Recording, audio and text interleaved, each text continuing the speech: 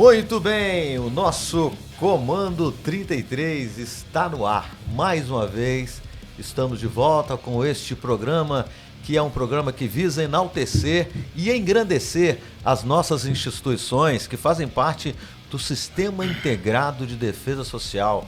Polícia Militar, Bombeiro Militar, Polícia Civil, Polícia Penal, Polícia Rodoviária Federal, Polícia Federal, até mesmo o SAMU. E nós estamos iniciando agora o nosso programa, lembrando que nós estamos no A-Show Studios, produtor executivo deste programa, idealizador, Ricardo Assunção. Na produção técnica está Gerson Neves, o nosso grande MacGyver aqui das comunicações. E nós vamos iniciar lembrando de um texto muito interessante que eu fiz a questão de salvar. É um refrão de um hino. Vamos ver aí, ó. Isso aqui é uma homenagem já, hein? Salve, salve, gloriosa, seja sempre fiel guardiã. Nós não vamos temer quando o mal combater, seja a vida a nossa missão. Ó valentes, erguei a bandeira, o pendão da equidade a um sai. Perfilai bravante as fileiras, para que o mal não perdure jamais. Isso é um trecho, para vocês que não conhecem, é um trecho do hino da nossa gloriosa Polícia Civil de Minas Gerais. Essa instituição que está irmanada, né? Irmã da Polícia Militar e dos outros órgãos que compõem o Sistema Integrado de Defesa Social e que nos orgulha por ser uma instituição realmente honrosa e que tem grandes guerreiros que fazem parte dessa instituição. O programa Comando 33, que é o podcast vibrante, atuante e sem alteração, está mais uma vez em Governador Valadares. Essa cidade é quente, né, gente? É muito quente. Ela é banhada ainda pelas águas do nosso Rio Doce, o rio mais monitorado de todo o estado de Minas Gerais. E também nós estamos aí sob a sombra, não é uma sombra muito fresca, vamos dizer assim, mas é a sombra do Pico da Ibituruna. 1.123 metros de altitude, o nosso Pico da Ibituruna. E eu sou o Tenente Elbert, veterano, o Bravo Torres, de longas datas. E nós hoje vamos trazer a um convidado que é, para mim, extremamente especial. E o assunto que nós vamos começar depois, assim, tratar com ele é muito importante para todos nós, para os cidadãos, para aqueles que dependem da segurança. E eu vou deixar de embromar. Já embromei demais, foi muito bromecha. Trouxe uma caneca nova aqui do Comando 33, né? Me falaram que não é padrão não, né, Ricardo? Não é padrão. Padrão seria branca, mas aqui é muita informação, né? Mas tudo bem, vamos lá então. Hoje eu estou com um convidado muito especial, mas eu não vou apresentá-lo, apesar de já conhecê-lo assim, não tão próximo, mas a gente teve a oportunidade de acompanhar os trabalhos exitosos que ele desenvolveu. E eu vou passar a palavra de imediato ao nosso convidado deste programa. Ele vai se apresentar, vai falar um pouco sobre a sua carreira, sobre a sua trajetória. Hoje ele ocupa, vamos dizer assim, talvez seja o último cargo, né, da Polícia Civil. Já dei muita dica, agora sim, a voz e a vez do nosso convidado no Comando 33. Pois bem, eu pensando aqui, ouvindo assim as palavras do grande Tenente Elbert, pensei como eu vou começar. Mas eu vou começar tecendo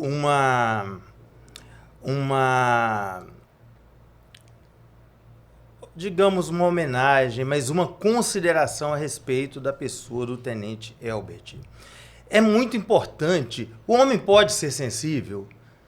Deve. É muito importante nós termos policiais com essa sensibilidade do Tenente Elbert. O Tenente Elbert, além de um excelente, um exímio tocador de instrumentos de cordas, ele tem a sensibilidade da música, do louvor, e isso, talvez as pessoas não deem essa importância, mas para um servidor da polícia, das forças de segurança pública.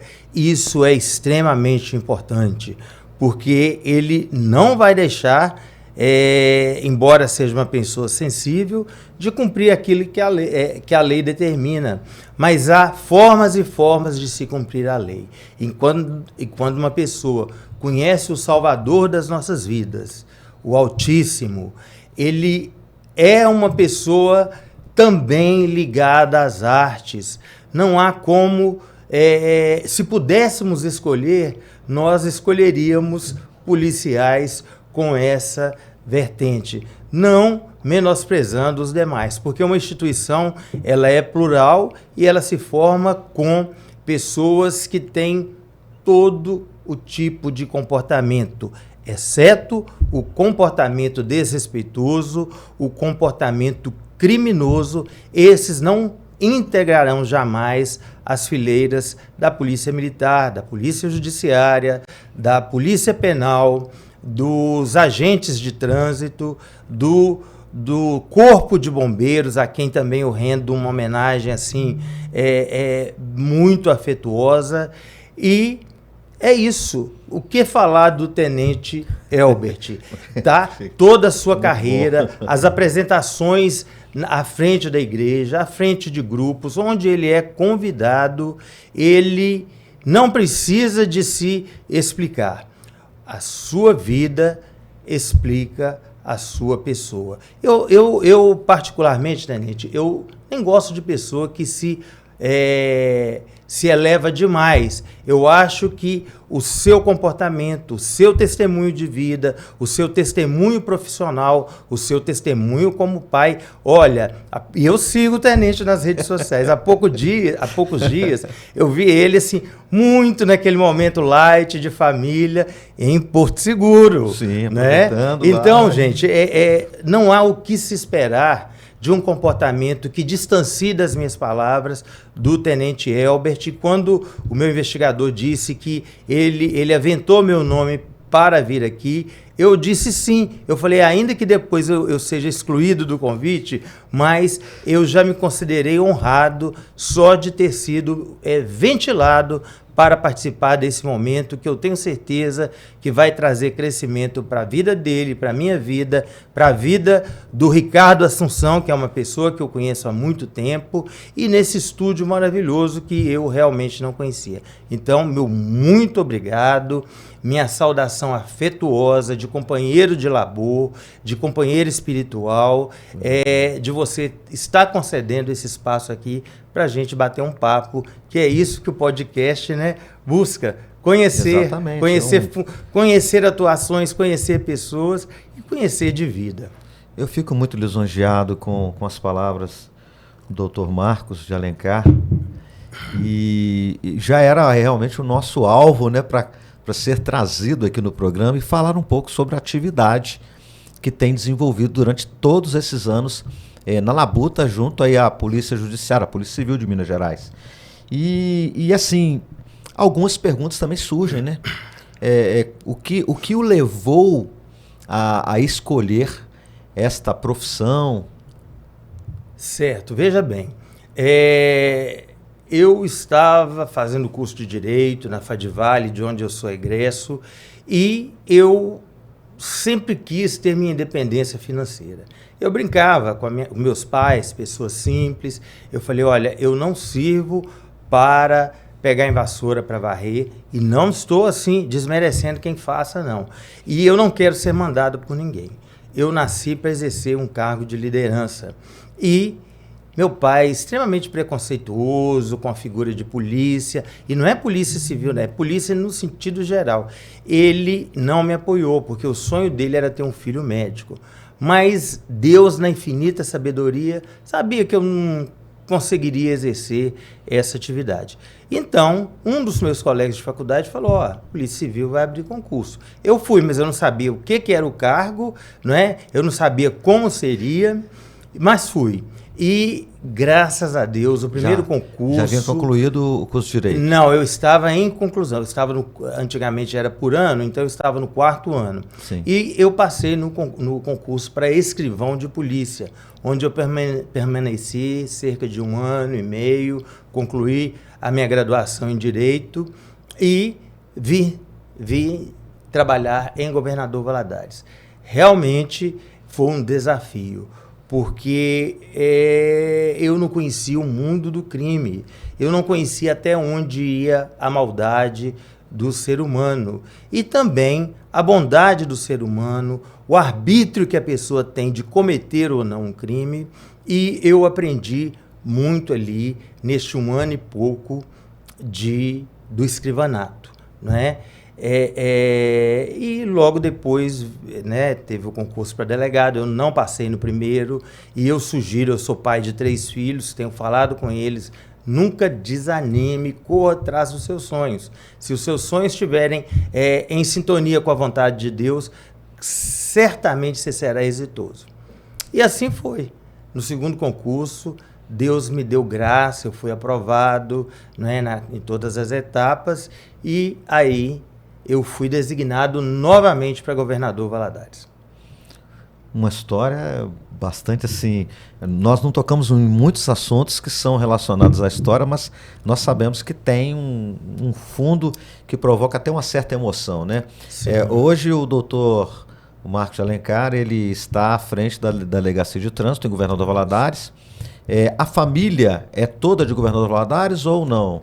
Não, eu sou casado, a minha esposa não é daqui, a minha esposa é de uma família, talvez, bem conhecida, a família Heller e Eringer. Então, eles são muito naturais conhecidos. De Nova Friburgo, no Rio de Janeiro. Depois migraram, né, porque são todos evangélicos, migraram para Alto Jequitibá, onde à época era um centro de referência, e o avô da minha esposa foi estudar numa escola interna. Onde tem a igreja mais antiga presbiteriana. Mais antiga, inclusive a família dela, juntamente com a família Werneck, todos eles são criaram aquela igreja, né? Tem até um livro que foi editado falando sobre a saída deles de Düsseldorf, na Alemanha, e de uma outra cidade que agora me fugiu também o nome. Da Alemanha. Também da Alemanha. Então o avô veio em um navio, a avó veio no outro. Quando chegaram ao Brasil... o avô não, o tetravô. Quando chegaram ao Brasil, o Brasil era um império, não é? E o nome, em alemão, ele é muito difícil, porque a entonação do alemão ele é bem fechada. Não são chamados de Eringer lá, são chamados de Hering. Hering. Isso. Então, Heller e Heringer.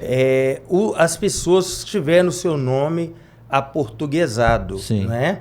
E ganharam uma gleba de terra em Nova Friburgo, porque, me lembrei, saiu a família da avó da minha esposa de Düsseldorf e a outra de Friburgo. Daí o nome Nova Friburgo, porque eles procuravam uma pátria para eles. Enfim, de Nova Friburgo, a família, eles casam muito entre si. Né? Inclusive, gente, pessoas da minha cor só entraram nas novas gerações. Eles não misturavam. Então vieram para Alto Jequitibá, onde tem uma igreja centenária, como você disse, e tinha uma escola interna, né? Onde aí já é o avô da minha esposa estudou, e aí eles foram expandindo até chegar, eu creio que você já ouviu falar, em Chico Heller, que foi um dos precursores do evangelho na região do Vale do Rio Doce e que veio a ser avó da Cássia Heller, a cantora, que é da família da minha esposa. Então, eu conheço isso pela literatura. Que coisa maravilhosa. Foram para a região de Conselheiro Pena, meu sogro tinha propriedade lá, e aí eu conheci minha esposa que veio para aqui para trabalhar. Eu cheguei a conhecer, doutor, alguns da família Eringer. Nailton Cotrim Eringer. Nailton é meu padrinho de casamento, primo da minha esposa. Eu conheci lá Naor Heller, Naor Eringer, irmão do Eringer. Nailton, que é pastor presbiteriano. Sim, e outros Tem mais. Naor Heller também. Pois é, e nós temos também naquela região de Dom Cavate, de Sim, seu Tarumirim, Samuel seu e tal. Samuel. Eram sobrinhos do avô da minha esposa, Que Samuel coisa. e Daniel. Inclusive, um foi até prefeito lá em Dom Cavate. Mas que coisa interessante a gente poder defrontar com essa história. E o Alto Caparaó é a região do café. Do café. Werneck, se não me engano, é uma marca Também de café. E são de lá também. São de lá, né? Aquela região. Achei muito interessante.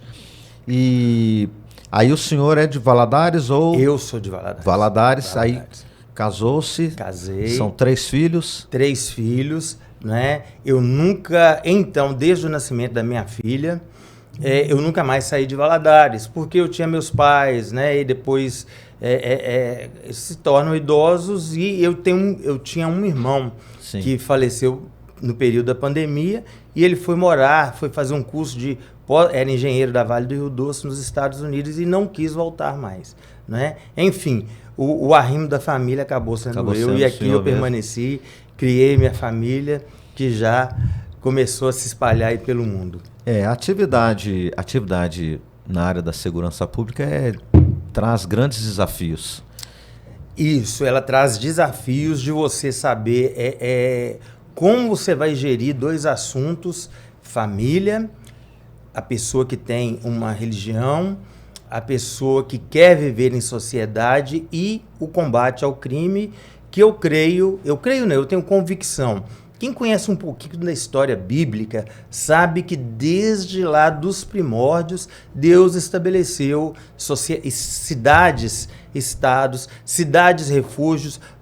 Eu queria só te dar uma pausa, tenente, para dizer que eu fui professor de Direito Penal, inclusive professor dele, na Faculdade de Direito aqui de Valadares. Sim. Durante 15 anos. Chegou uma época que o MEC passou a exigir um corpo de mestres e doutores no conjunto das universidades para a questão de avaliação.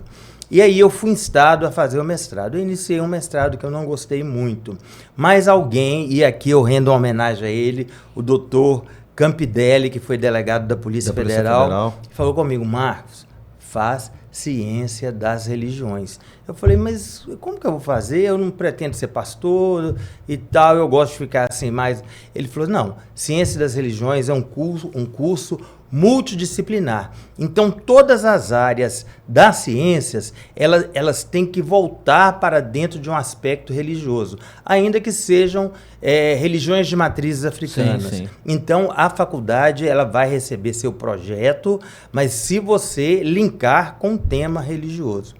E aí foi outra luta, e eu tive também uma pessoa abençoada, Luciano, professor Luciano, também da faculdade, ele é um filósofo, e eu falei, Luciano, eu não vou conseguir, eu não sei o que eu vou escrever.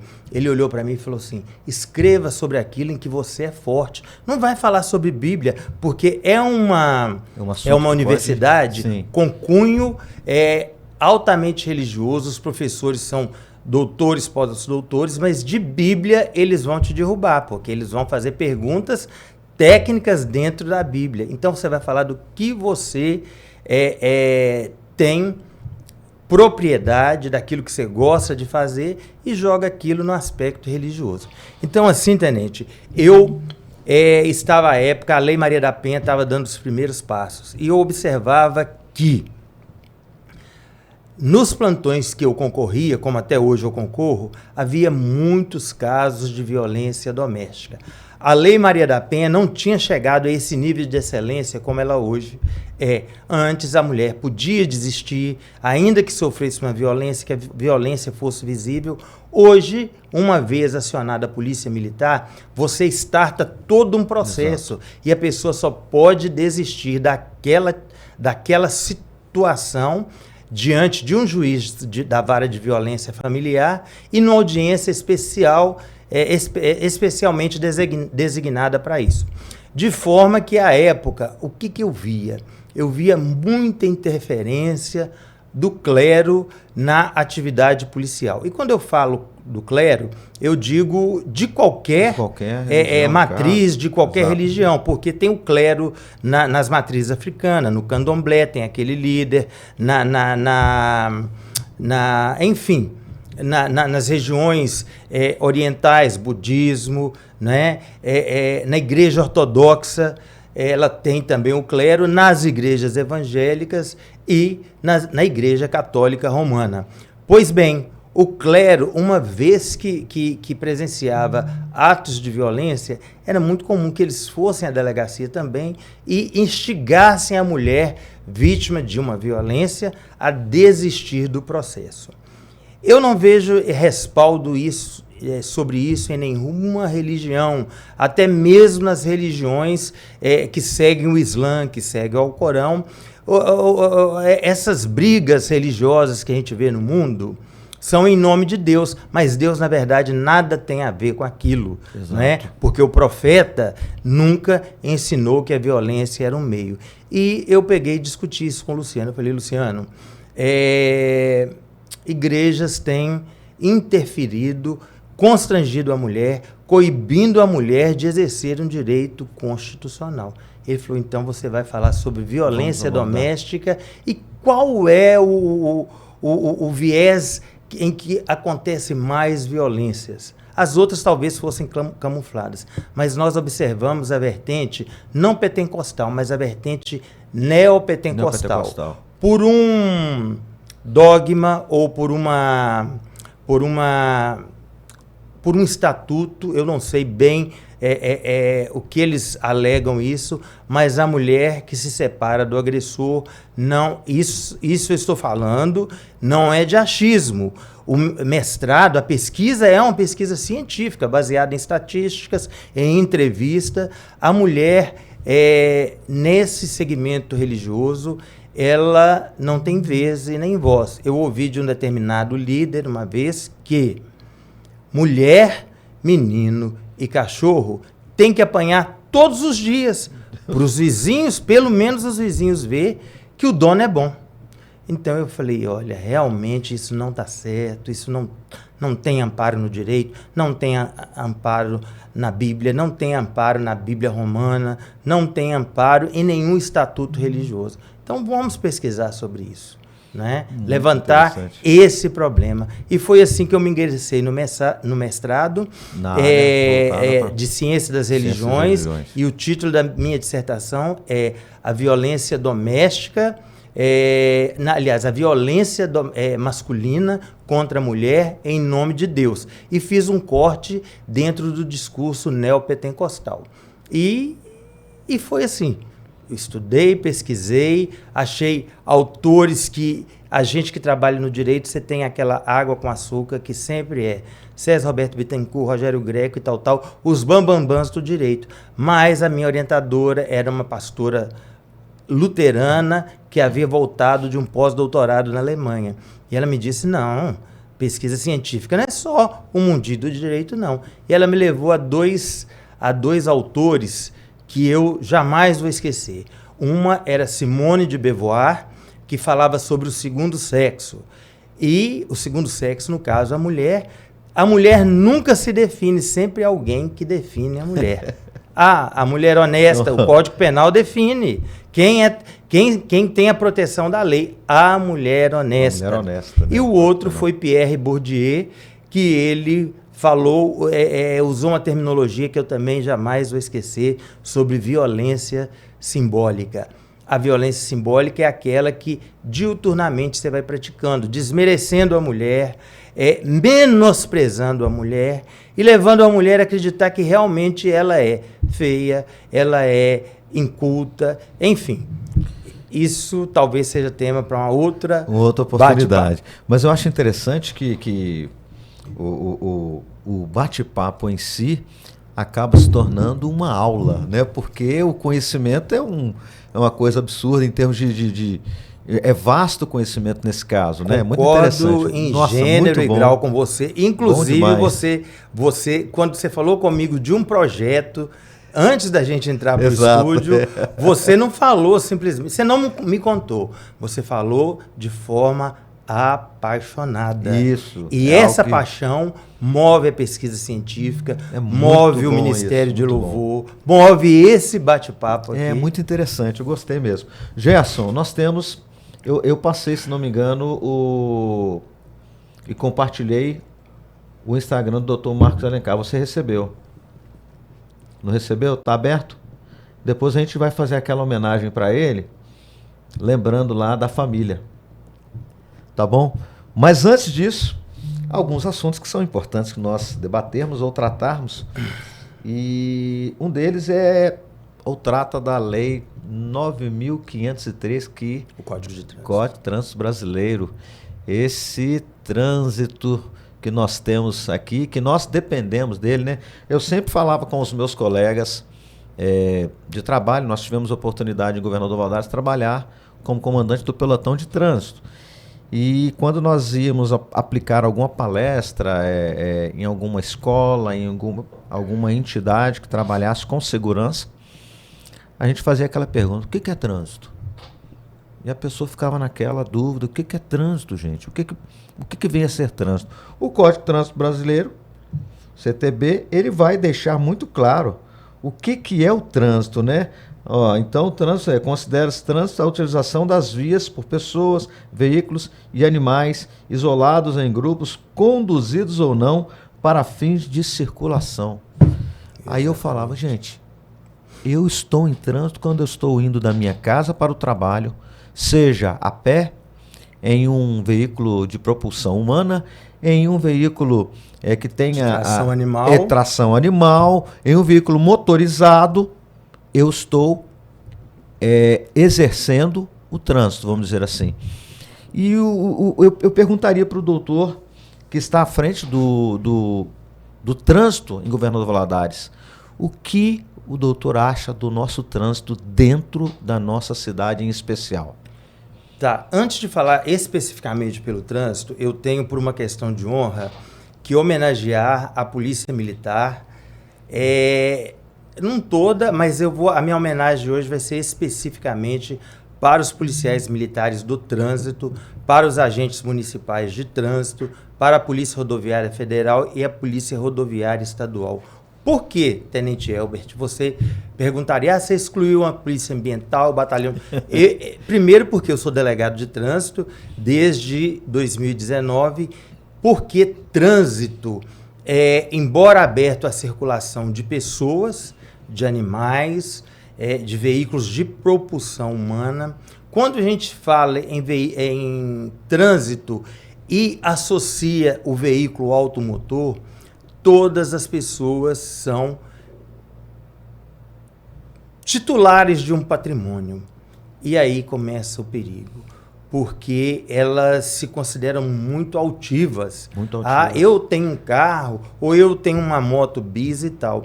E não é incomum o desrespeito, o desacato e a desobediência o profissional de segurança viária, o profissional de segurança do trânsito. E é importante a gente falar, gente, a Lei 9.503, que o Tenente Elbert mencionou com muita propriedade, ela regula apenas trânsito em vias terrestres abertos à circulação. A malha ferroviária, as vias lacustres, vias aéreas e vias marítimas, elas, em caso de crime, trabalha-se com o Código Penal comum. Já as demais com Código de Trânsito, a lei referida pelo nosso tenente aqui. Então, o seguinte: não é incomum as pessoas desrespeitarem, xingarem os policiais, dizerem: você é um pobretão, ou uma palavra que é muito comum: cachorro do governo. Você trabalha para mim. Eu que pago o seu salário. Eu que pago o seu salário. Eu falo: o que você paga não paga o meu salário. Não é que eu estou querendo me enaltecer, não. O meu salário também é pago por mim. E outra coisa, nós somos o chamado ius imperi, que é o poder de império do Estado sobre todos os cidadãos. E quando a gente vai utilizar o Código de Trânsito ou o Código Penal, é exatamente sobre aquele cidadão que transgrediu uma regra. O que é viver em sociedade? É você lembrar que você tem seus direitos, mas você também tem os seus deveres. Esse é o princípio da cidadania. Exatamente. É o princípio. E o porquê que existe lei? Para regular relacionamentos. Relacionamentos não é fácil, porque é como a palavra relar.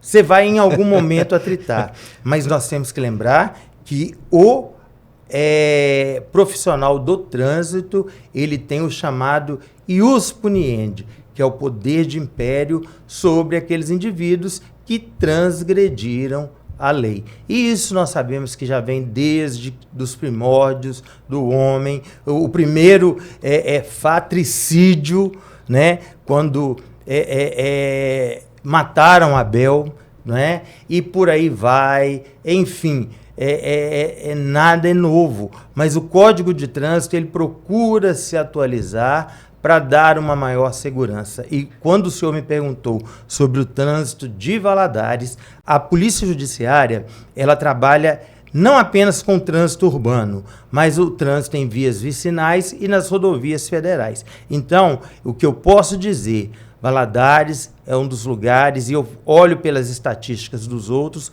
onde mais se mata no trânsito. E eu desabafava com o Tenente Elbert antes da gente começar, que na semana passada nós tivemos 6 homicídios no trânsito, inclusive uma família inteira da cidade de Guanhães, por causa de uma conduta criminosa, porque quem vai dirigir sem habilitação está assumindo pelo menos o risco de causar um dano a alguém. E essa pessoa acabou chocando numa carreta, o motorista que estava em trabalho perdeu o controle direcional e acabou a carreta atingindo outro carro. Então, gente, a palavra de mote que eu diria para o senhor tenente, para todos os ouvintes desse podcast, é que a palavra é respeito. Pratique isso como um mantra, porque quando você respeita, você também é respeitado e a vida é preservada. O que nós temos nos deparado na nossa cidade em especial são, infelizmente, cometimentos até por negligência de algumas infrações. Em alguns casos, aí podem ser até mais graves, né? Pessoas que estão conduzindo veículos automotores que desobedecem, por exemplo, um sinal vermelho. Aquela faixa de contenção que os faixa de contenção não respeitam. Uma outra coisa que é muito comum, e a gente até brinca às vezes, eu não sei porque que um veículo tem a tal da seta, ninguém usa. Aí provoca um acidente, talvez em razão de negligência. Tenente, e eu chamo a atenção porque o Célio, que está aqui presente, ele falou comigo, doutor, eu não sei se ali é uma igreja, é uma escola, mas eles inauguraram e já começou as filas duplas. Olha, gente, não faça fila dupla, respeite aquele agente que inicialmente ele vai fazer pedagogicamente, pedir para você retirar seu veículo. Gente, e é muito difícil. Escolas confessionais ligadas a igrejas, não igrejas evangélicas, tão somente católicas, todas elas praticando fila dupla, fila tripla. Eu já tive um agente ameaçado de morte, né, por pai que foi buscar o filho na escola. Que tipo de pai é esse, tenente? Eu me pergunto. Qual a função nossa enquanto pais? Não é educar? Levar a pessoa a se tornar um cidadão? Exato. Quando ele ameaça um agente da lei, eu fico pensando que exemplo é esse que ele está dando? Ainda mais ele errado. Não é? Então, isso é um grande problema em Governador Valadares. Infelizmente, a gente vê ou depara-se com essas situações e são várias, são diversas, né? Hoje nós temos notado que tem crescido o número, por exemplo, de ciclomotores ou daquelas chamadas motonetas que são elétricas. Até aquelas que são monociclos. Né? Tem entregador de eu não vou falar iFood, de alimentos delivery, e tal. Né, que eles falam, os deliveries estão usando aquilo. E veja bem, quando tinha ciclovia em Valadares, que a diferença de ciclovia e ciclofaixa, porque a ciclovia, eu particularmente, penso que ela é mais segura, porque ela tem uma mureta que impede que o automotor entre na faixa destinada a esse tipo de veículo. Mas esse patinete, esse ciclomotor, eles estão usando aquela muretinha para trafegar. E numa velocidade que eu falei, se fosse um artista circense, ele ia ganhar muito dinheiro. Mas ali ele coloca em risco não só a vida dele, como a vida de outros. Célio sabe, nós tivemos uma das pessoas que praticam rolezinho que morreu ao lado da delegacia de trânsito. É mesmo? Ele não conseguiu frear a moto, bateu em 2 veículos e já caiu, né? Bateu a cabeça, parece que não... Se eu não me engano, foi ali na rua Benjamin Constant. Exatamente. E a delegacia na Castro Alves, com uma das nossas entradas na Benjamin Constant. O cruzamento com Afonso Pena, que foi o acidente. Afonso Pena, exatamente. O corpo dele foi arremessado logo à frente. Afonso Pena. E assim, hoje, ou melhor, no início do ano nós temos já aquela questão dos tributos, que são que o Estado recolhe, o IPVA, inclusive. Esse ano começou a ser cobrado agora nesse mês de fevereiro. E para quem não pagou à vista, pode ser parcelado em 3 vezes. Como é que tem sido? Acho que o senhor deve estar sabendo de alguma coisa que está acontecendo aí, talvez na internet. É verdade. Nós, antes de falarmos sobre os golpes, a gente só alerta que Jesus Cristo mesmo disse, ao olhar uma moeda usada no Império Romano e as pessoas perguntando, é lícito pagar tributo a César, ao imperador? César, o que é de César. Exatamente. Jesus Cristo deixou esse ensinamento para a gente. Dai a César o que é de César. Eu realmente acho que Minas Gerais, e olha que eu trabalho para o estado de Minas Gerais, excede na cobrança. 4% do valor. Exatamente. Os estados fronteiriços são bem mais baratos, mas é um tributo exigível para todo proprietário de veículo automotor. Agora, aproveitando a oportunidade, não basta pagar o IPVA. Exato. Não é? Tem que se pagar a chamada taxa de licenciamento, que ela é única para todo tipo de veículo. Exato. R$ 36,65. Somente com o pagamento do IPVA mais a taxa de licenciamento que o seu veículo está apto a circular. Agora, para tristeza, o crime vem crescendo e principalmente crimes não violentos. A violência exercida é contra o patrimônio. Os chamados golpistas, que é o crime cibernéticos, mas tudo aquilo está no artigo 171 do Código Penal. É estelionato. Então, como fazer para se prevenir? E eu até pedi a você essa oportunidade para a gente poder continuar alertando, porque muitas pessoas... E outra coisa, o crime bate independente da idade do contribuinte, da condição do contribuinte. Veja bem, em Minas Gerais, se você for pagar o seu IPVA, se você é daquele que se considera muito moderno e que não vai a banco, que utiliza tudo pelo aplicativo, preste bem atenção no sítio que você está entrando. Tem que ser um sítio confiável, muitos chamam site, né? Um site confiável para pagar o IPVA. fazenda.mg.gov.br.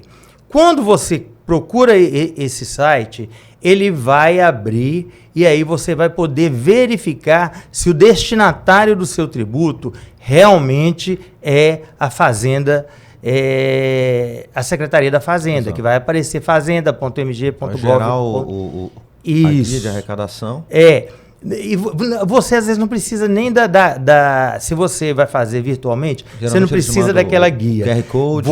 Exatamente. E aí você vai preenchendo e o próprio sistema vai fornecendo os dados para você. Se você observar que o destinatário do tributo é Minas Gerais, ou é uma conta desconhecida, ou um nome desconhecido, saia daquele site, porque só é válido, só é computado aquilo que cai nos cofres da Secretaria de Estado da Fazenda. E o endereço eletrônico é fazenda.mg.gov.br. Eu, Marcos de Alencar, eu tenho optado ainda pelo sistema do caixa eletrônico, porque no caixa de qualquer instituição bancária, e aí eu chamo a atenção, pague o seu tributo numa instituição que tenha loja física, não é? Que tenha aquele banco onde você vai... Pode se recorrer realmente. Porque o seu IPVA vai cair mais rápido. O que é cair mais rápido? Ele vai aparecer para o governo do estado que você pagou. Bancos que são tão somente virtuais, eu cito 2 aqui, não como forma de depreciar, Nubank, Inter, eles têm um sistema operacional um pouco mais lento. E se você precisa do seu documento rápido, pague em um banco que tem loja física. E aí você vai ao caixa eletrônico, lança o seu Renavan, automaticamente vai aparecer ali os dados do seu veículo, os seus dados pessoais. O Gerson já até lançou a Secretaria do Estado da Fazenda. Ótimo.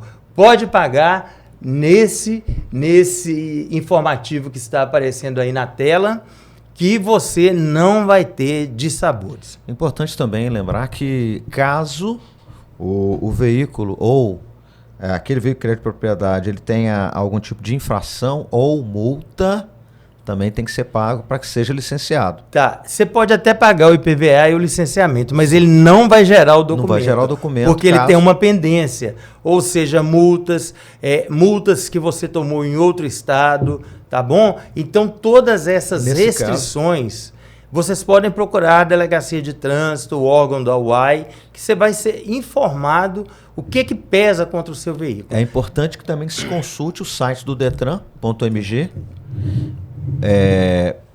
para que se tenha essa confirmação se está licenciado aquele veículo após o pagamento. É importante. Olha, isso. Tenente, eu vou dar mais uma dica aqui. Existem multas que normalmente não aparecem no sistema, na tela sua. E aí você fala, poxa, eu não estou conseguindo e tal. Você pode procurar o Detran, pode procurar o UAI, que você vai se informar. Mas são as chamadas multas RENAINF.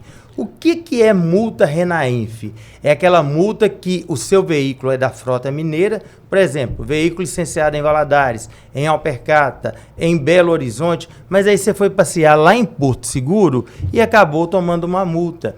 Isso é chamada a multa RENAINF.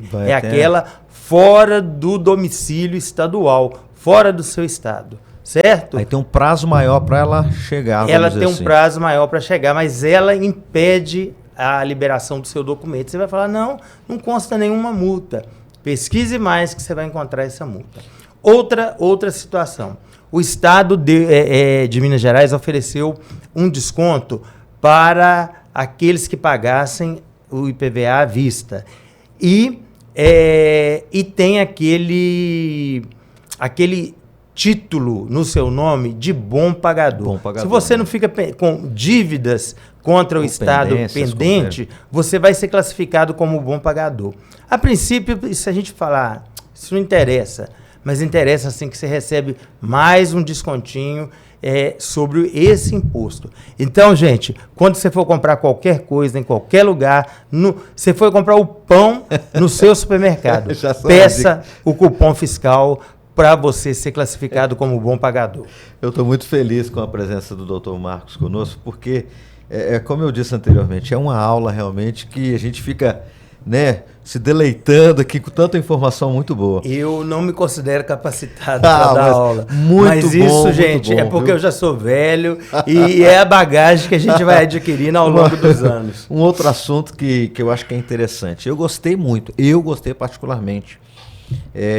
Nós tínhamos algum tempo atrás, em caso de transferência ou aquisição de um veículo, aquelas chamadas vistorias que eram realizadas pela Polícia Civil, ou melhor, por agentes que trabalhavam no setor de vistoria. Investigadores. Hoje já existem as ECVs, que são as empresas que são credenciadas para isso. Olha, não criticando, mas nós estamos tendo alguns problemas com ECV, não no sentido de ilegalidade, mas é no sentido de que é um empreendimento comercial e que o Estado concedeu para o particular. Sim. Então, Valadares teve uma corrida, como se fosse aquele pote que está no final do arco-íris.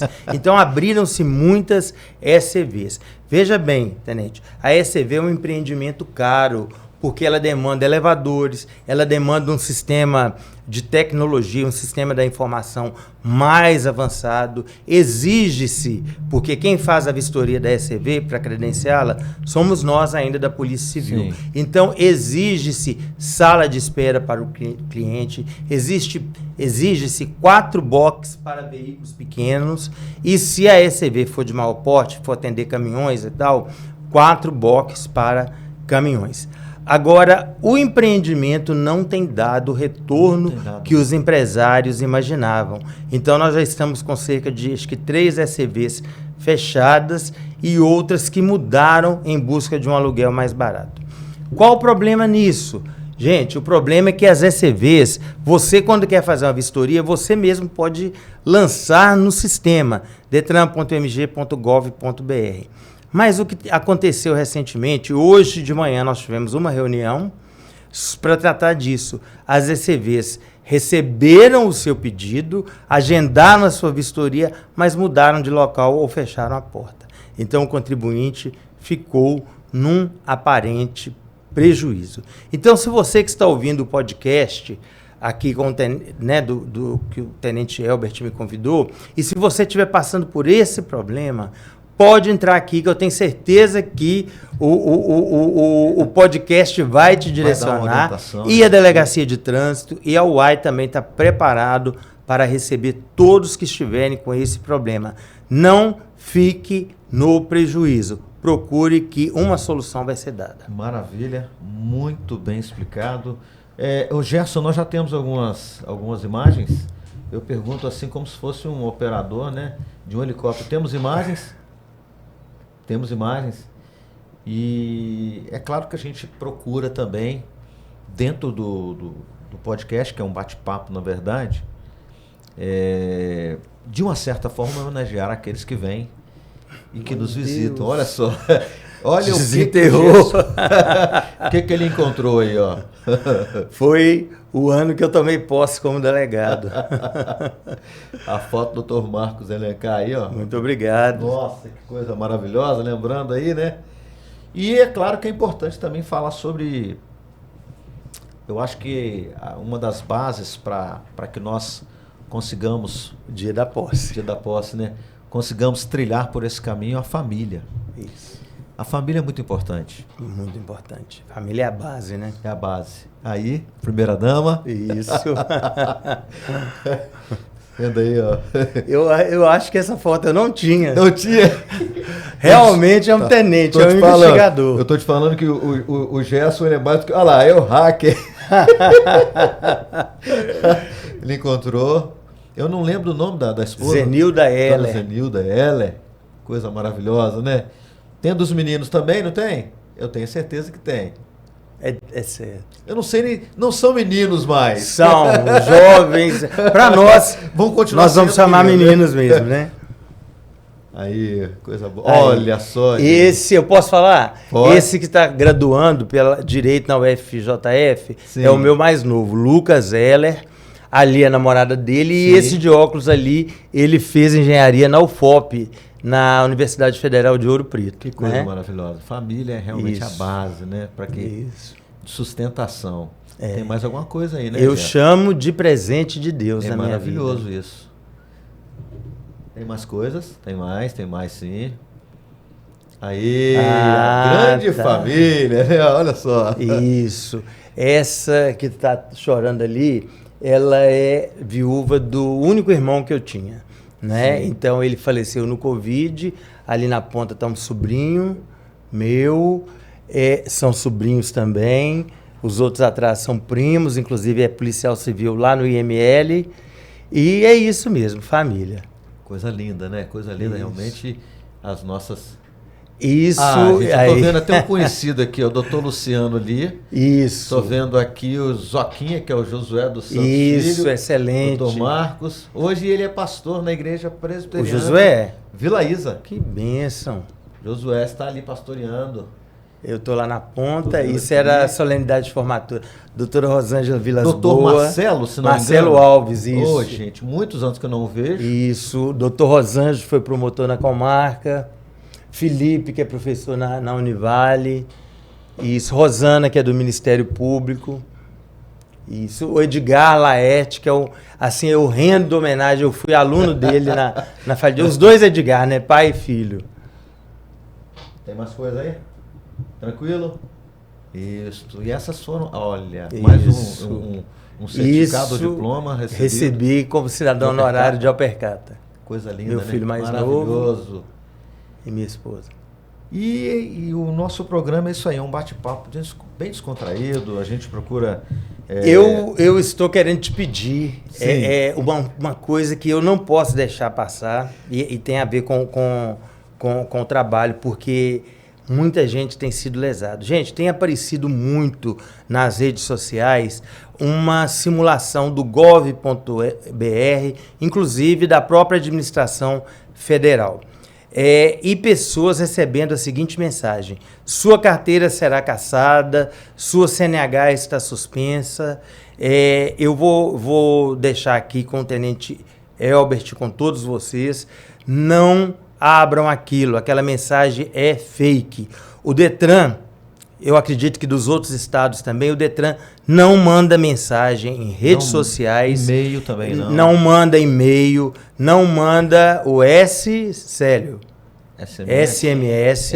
não manda via WhatsApp. O Detran trabalha somente com a correspondência escrita por AR. Porque aquele número de AR é a garantia que o Estado te notificou e a sua garantia de que, se o Estado excedeu na fiscalização, você vai demandá-lo através do AR. Esses são os golpes. Excelente. Aí a pessoa clica nesse link que está ali, né? Não faça isso, se ela porque clicar, você vai estar sendo hackeado. Já está sendo hackeado, Isso, pode-se muito tomar bom. o número do telefone, do WhatsApp... E já viu. Nada. Eu acho que é muito interessante, para quem já tem essa modernidade, utilizar também o aplicativo, da CNH Digital, que é muito útil, traz muitas informações, vem as notificações. Exatamente, em tempo real. Inclusive, no seu aplicativo. Foi muito oportuna a fala do Hoje tenente. pode ser feita até a transferência. Pode ser feita, mas veja bem, se você não está vendendo o carro e aparecer aquela chamada de autorização para transferência de veículo, ATPVE, procure a Polícia Militar, a Polícia Civil, porque é golpe, é artigo 311. Você é que tem a sua autonomia da vontade, você que vai saber quando transferir. Essas informações são golpes e, se você não ficar atento, você acaba tendo o seu veículo transferido. Nós já vamos lá para mais de 1 hora de bate-papo. Coisa boa.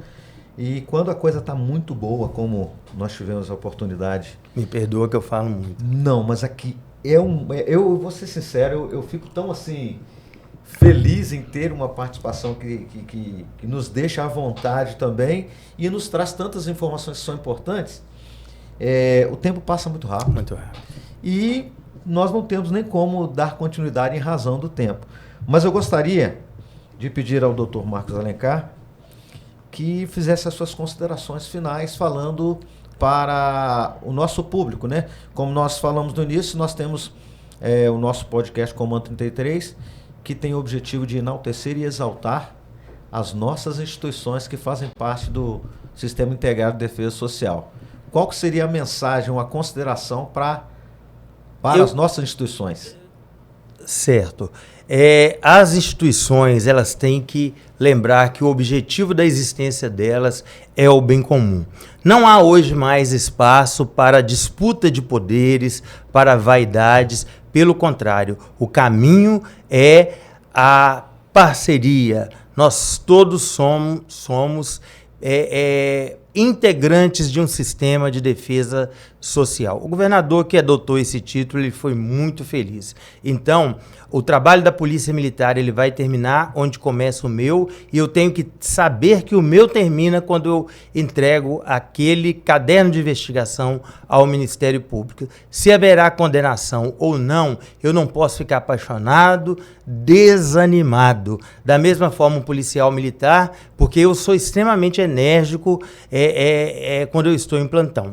Eu busco muito a conduta dolosa, mas às vezes não há elementos para autuação. E realmente é impossível fazê-lo. Mas então, a minha palavra final é uma homenagem aos agentes municipais de trânsito, ao Serviço de Saúde de Emergência, o SAMU, ao Corpo de Bombeiros, que às vezes a gente esquece, mas ele é extremamente importante, aos nossos irmãos fardados da Polícia Militar e também à minha instituição, que eu vou cortar aqui na minha carne. É uma instituição falha, como falho é o ser humano, mas nas falhas nós temos buscado, não é, com homens honrados, mulheres honradas, o bem comum e tentar acertar. E nessa oportunidade eu fiquei muito feliz de rever o Ricardo Assunção, tão bacana, de barba, eu não tinha visto ele ainda de barba, e ao Tenente Elbert, que eu acompanho há muito. E se você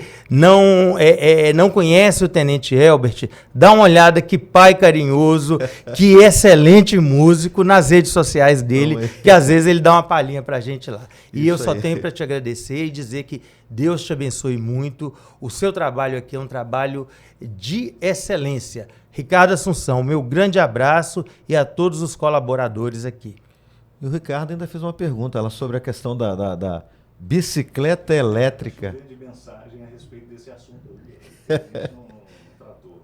Se você puder falar das bicicletas. Sobre a questão essa daí é a bicicleta, não é elétrica, ela é de propulsão, a combustão. O motor dela é a combustão, não é elétrica. Sim.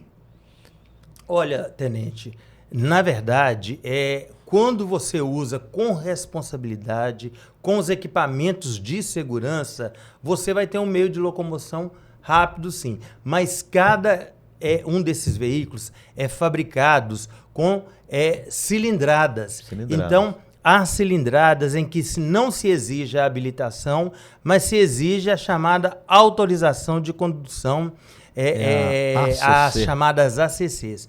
Eu, particularmente, acho que é muito mais econômico você tirar uma habilitação. O gasto é o mesmo. Se você tira um ACC, você vai poder pilotar apenas esses veículos de baixa cilindrada.